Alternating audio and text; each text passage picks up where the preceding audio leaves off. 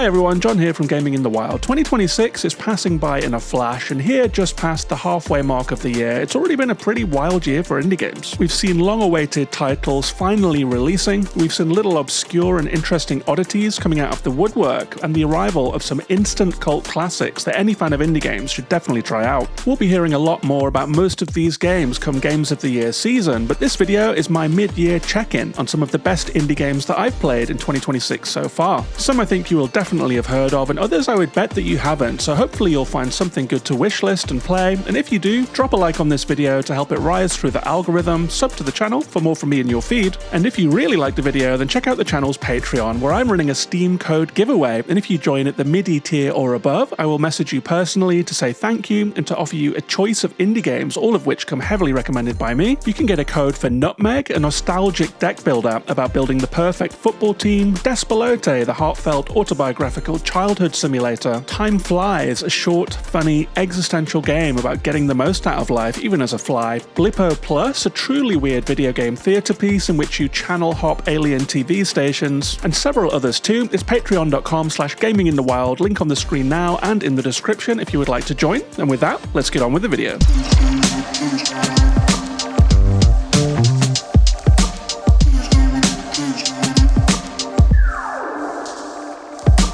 So I've got a total of 14 indie games that I want to tell you about that are my favourites of 2026 so far. I'm going to run through them alphabetically, and that puts Black Jacket first on the list. I went into this one expecting a simple card game, maybe a fun roguelike deck builder to pass some time, but what I got was something completely different and kind of more than that. The game does revolve around cards and a version of blackjack where you can cheat, mark cards, sleeve cards, and adapt them to change the rules. But the reason that this game sticks with me is its story. We play as a silent protagonist who's trying to win enough gold to pay their way out of the underworld, meaning we'll play against various lost souls, the angry, the sad, the desperate, and the voiceless, and sometimes boss characters who seem to know much more about the situation than we do. Any more than that would be spoilers, but I will say that I was surprised to find myself witnessing what felt like a Southern Gothic stage play as I was playing cards. It was vague, vibey, and surprisingly moving, with best-in-class voice acting and a script I won't forget anytime soon. If you would like to hear an in-depth review of this game, check out the podcast tab on my profile for the Gaming in the Wild audio podcast where I reviewed the game in full, and don't pass up on this one. That's Black Jacket.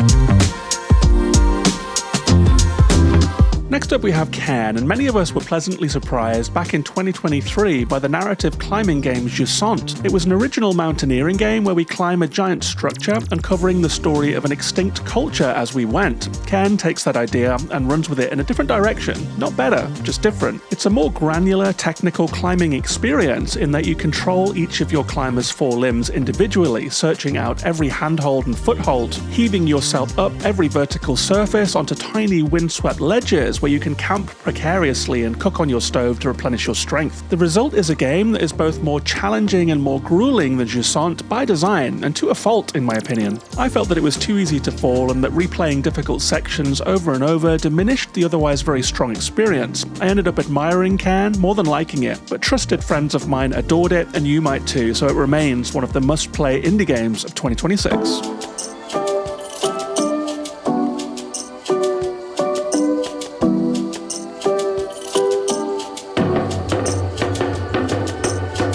I'm a sucker for deck builders, roguelikes, and word games, and I pretty much always have one or more on the go. And we've had a lot of them this year, but my favourite so far is Cursed Words. This is a game that takes the rules of Scrabble and Boggle and shakes them up in a bag with Balatro and dicey dungeons, and the result is one of the most fun, casual puzzle games of the year. It's a simple premise, making the longest word possible from a grid of letters that changes every time, but it's deepened by coloured tiles, shiny tiles, cursed tiles, numbered tiles, and so forth. And you can also get perks that will contribute to your build by scattering blue tiles across the grid, for example. Then you might get an item that doubles the blue tile's score, and another that multiplies the score of the word if it ends with a blue tile. And suddenly, you're off to the races. There are bosses to face, there are tons of tiles to unlock, and many builds to discover. And while it's no Balatro, I mean, what is? There's enough variety here to make it my favourite one of those of 2026 so far. That's Cursed Words.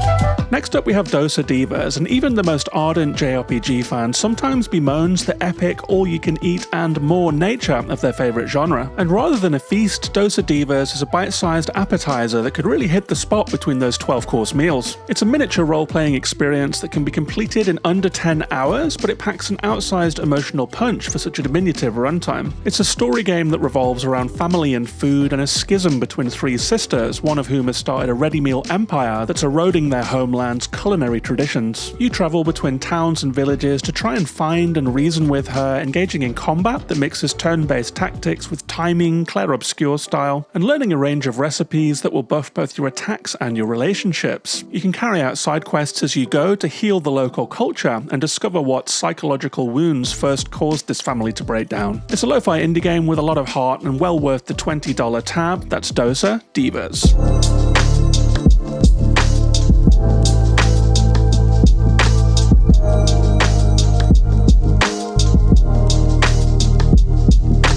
The last few years we've seen a bit of a knife fight between Zautum spin-off studios to claim the mantle of Disco Elysium's spiritual successor, but ironically this year we got a game that claims that mantle without being made by any of them. It is of course Esoteric Ebb, a fantasy RPG with some similar tabletop DNA, that is skill checks, dice rolls and so forth, but perhaps more interestingly it also takes on some of that political consciousness that made Disco so engrossing and literary and engaging. In Esoteric Ebb we play as a cleric detective who wakes up from his coma in the middle of a charged criminal investigation, namely, who burned down a community cafe right in the middle of an election and why. The case will lead you down all kinds of intriguing paths during which you'll have to work your way into various insular ethnic communities like the dwarves and the goblins, some political factions, some occult cliques and so forth. And as well as your reputation, your attributes as a character will rise and fall based on the decisions you make, so much like in Disco, that's how you continually create your character. The art, dialogue, plot and systems of this game all sing in harmony quite elegantly, and while it does feel almost too open-ended at times, that's an occupational hazard for a game that really does want to offer meaningful choices and branching outcomes. So Disco Elysium fans take note, this is the game you're looking for. That's Esoteric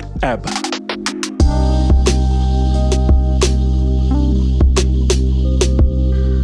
Maybe the most obscure game on my list is Eternal Afternoon, a game about the end of the world told from a kid's eye perspective. It starts in the family living room when your mother tells you that the world will end in 20 minutes when a mysterious black nothing that's spreading over the world will reach and engulf your town. What you do with that remaining 20 minutes is up to you, and as you head out into the street, you'll see what decisions that other people in your neighborhood have made, whether that's riding their bike, getting as drunk as possible, building an effigy to burn down in offering to whatever the apocalypse is, or just standing welcoming the black wave with their arms wide open. The neighborhood is small, but it's packed with stuff to find. There's some funny platforming where you can bounce to high places, there are obscure hidden spots to try and break and enter, there are collectibles, mini side quests and lots more, and it offers a lot of replayability too. You might spend one run just getting the lay of the land and another tugging on a story strand, and the rabbit hole goes deeper than you might first expect. I was very struck by this game's beautiful evocation of all things being temporary, and it's been hanging around in my mind ever since I first played it. It's out on Steam now, that's Eternal Afternoon.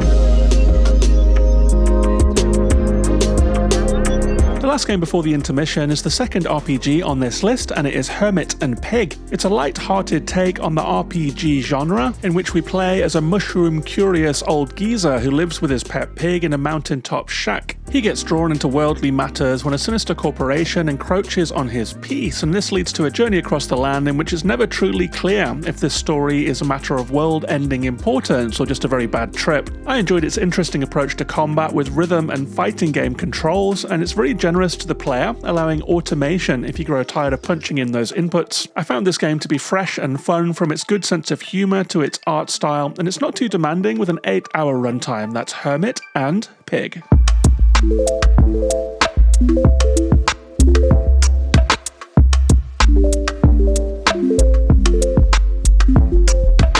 That brings us to the halfway point of this list, and I want to take a moment here to tell you about a game called Plentiful. Link on the screen now if you'd like to hop over and wishlist it on Steam. It's a game that's been running a little bit under the radar so far, but it has 96% very positive reviews, so it clearly has something good going on. It's a game that self-defines as a nature sandbox, and I don't know about you, but I've been really happy about the gradual trend in games towards rewilding gameplay instead of endless expansion and extraction, like we see in city builders and so many resource collection games. I think we need more of that kind of thinking in all areas of our lives, and that's what Plentiful is all about. So I was super happy when the developer of this game reached out and offered to sponsor this video and have me help spread the word about Plentiful. It's a game in which you gradually shape the landscape by shifting around tiles to try and help an early human tribe survive the wilderness. So in that sense, it really is a game that is about the importance of nature to all human life and all other kinds of life for that matter. Acting as a godlike presence, you can carve out rivers by moving tiles around and let the water flood through the landscape.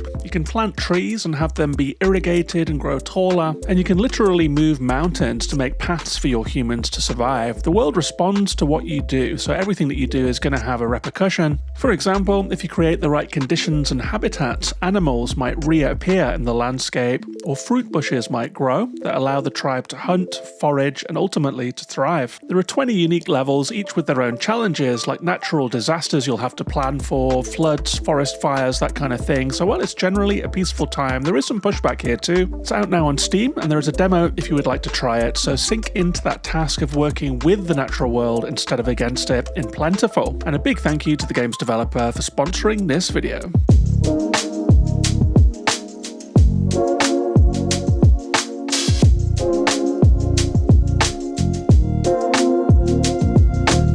One of the most anticipated indie games of 2026 is definitely Mina The Hollower, a pixel RPG from the publishers and creators of Shovel Knight. It mixes together crunchy 2D Zelda-style visuals with dungeons and exploration, some Souls-style combat, and some Castlevania flourishes, and the result is pretty good for the most part. I enjoyed the simple story and the variety on offer and all of the different biomes that you get to explore and fight your way through, but I found both the pacing and the approach to difficulty to be uneven, let's say. It's definitely a game of highs and lows, and I think overall it has some of the most fun level design that I've experienced while playing games this year, as you flow from screen to screen, hollowing, discovering, and fighting. It can be very satisfying indeed when it's firing on all cylinders, but it also has some of the worst stuff I've played, with irritating combinations of enemies and platforming that actually pretty significantly tarnished the experience. So it's been a bit of a divisive game, but it's also an undeniably polished one, and wherever you come down on Mina The Hollower, the craft on display is evident, and it has certainly become one of the most discussed games of the year. That much is for sure. That's Mina The Hollower.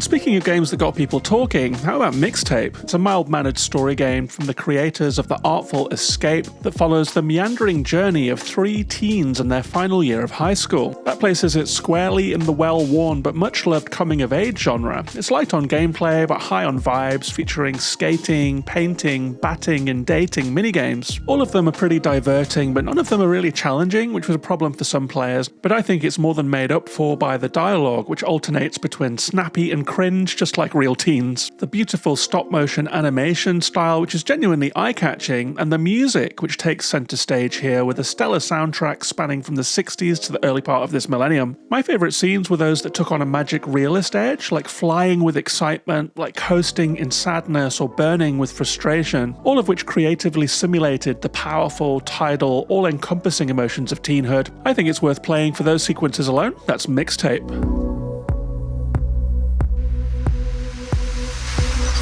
One of the games that seems to be flying under the radar this year, despite a strong 86 on Metacritic, is OPUS Prism Peak, a dreamlike adventure set in a world of lost souls and animal gods. In this game, you play as a photographer who's going through a midlife crisis. He wakes up in a twilight world to find a lost girl who's slowly disappearing. I think that's a pretty clear reference to the film Spirited Away, so if you're a fan of Studio Ghibli's masterpiece, you might find something to like in this game as well. The story involves going on a journey to try and find a famous prophet figure who can help this girl girl perhaps. And along the way you will explore a series of small vibey levels like a shabby rural train station or an abandoned housing project. You'll meet animal beings along the way and you can photograph them to remind them of who they are. You can also photograph anything that catches your eye basically, from a piece of graffiti to an old sign. The pictures help you to solve puzzles and to untangle the way forward and the secrets of this melancholic place. It's a slow play that is heavy on dialogue and heavy on walking, but if you enjoyed games like Season, A Letter to the Future, or What Became of Edith Finch, there's something special here I think. That's OPUS Prism Peak.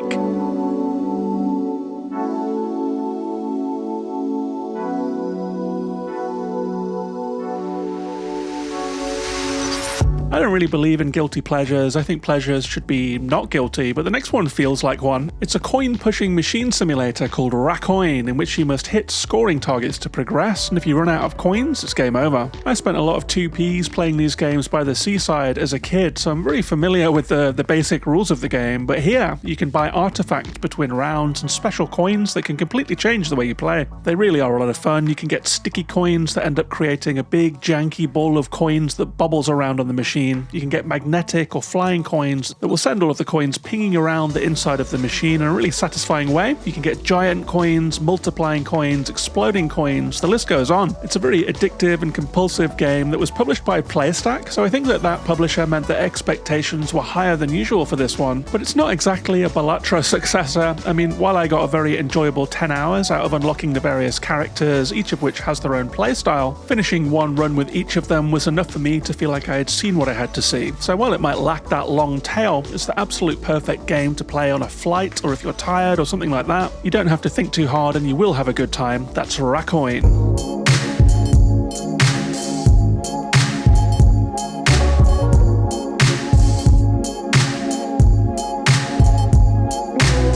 Three more games to go, and the next game is an intriguing Steam-only roguelike called Cesto. It's a game that made a bit of a splash largely due to its wonderful, eye-catching art style that brings to mind fantastic planets, tarot cards, puppetry, and a kind of medieval Harlequin aesthetic. The game itself is a stylized dungeon delver of sorts, where you must go deep underground to try and recover the stolen sun, and to get there you will need both solid tactics and a healthy dose of luck. That's because the gameplay involves clicking on a grid full of monsters, spikes, and chests, and hoping that your hero appears on a square that doesn't kill them. It might seem arbitrary at first, but you can tilt the odds in your favor by unlocking powers, by visiting the shop witch between levels, or sending currency back to the surface to unlock permanent upgrades and to power up your characters and to unlock new ones. As a roguelike, I found this game's systems fairly simple to understand, but it was worth playing for the art and the vibes alone, especially the strange between-level scenes where your hand reaches into the screen into a strange machine, or when you pull the teeth out of grotesque statues to help you along. It's one of the most memorable oddities that I've played this year for sure. Check it out if you like weird games and weird art. That's Cesto.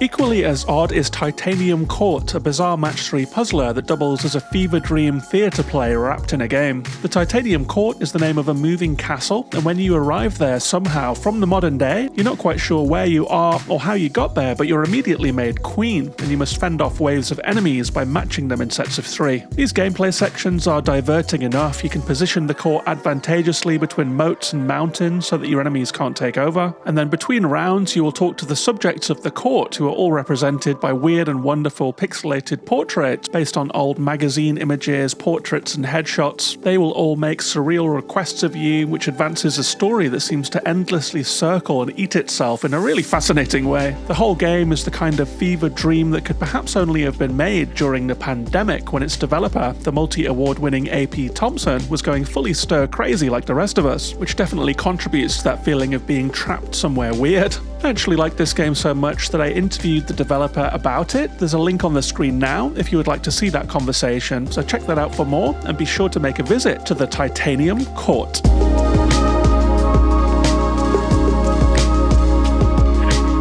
The last game on this list is one that I didn't really expect to be here, having tried the demo at Next Fest and found it to be a little bit boring, to be real, but I felt called back to it some months later, and I'm really glad that I did, because I ended up playing a lot of this game. I dumped tens of hours into it by the end. It is Vampire Crawlers, the Turbo Wildcard. That is, of course, the Vampire Survivors sequel that switches bullet heaven for dungeon crawling deck builder. This is one of those addictive, soothing, mindless game experiences where you can just put your feet up, turn off the music maybe, so that you can have a stream on the side, and play for hours on end having a fun time. Every run gives you more currency to build your many skills and to get stronger, and then when you hit the power curve and gain critical mass, you can defeat each area's boss and progress into a new level. It's basically a game that's built around repetitive gameplay and grinding with a rinse and repeat formula that really won me over. I would say in this game, the investment of just pure time is much more important than any ideas around build crafting, and as such, it really hit the spot for me this summer as a relaxing game. That's Vampire Crawlers, the Turbo Wildcard.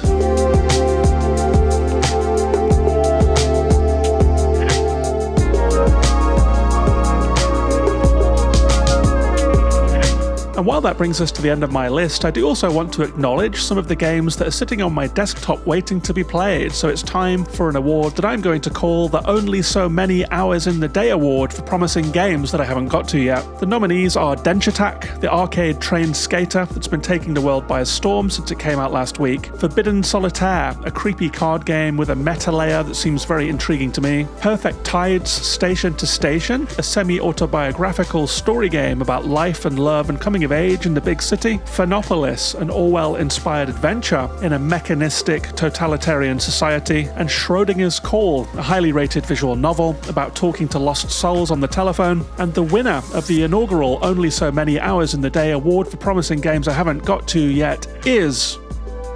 all of them. They all look great. If you are still watching right here at the end of the video, please drop your pet's name in a comment just to help me cut through the algorithm, sub to the channel for more like this in your feed, including my Games of the Year video at year end, so you can see if any of these games made the cut or if there was a late year rush. And don't forget about that offer over on Patreon to get a free game code when you support the channel at $3 a month or more. It's patreon.com/gaminginthewild, and every single patron, even on the $1 tier, helps me to realize the dream of turning YouTube into a career. I will also mention that if you join at the boss or benefactor tiers, you will get a special thank you on every single video that I make, just like King Champ, Susanna Maria, Drellish, Reistic Studies, Nate, Noah, Jeremy 1, Jeremy 2, Andrew, and Glenn. Welcome to the boss tier club, Glenn. Thanks for watching, and I'll see you on the next one.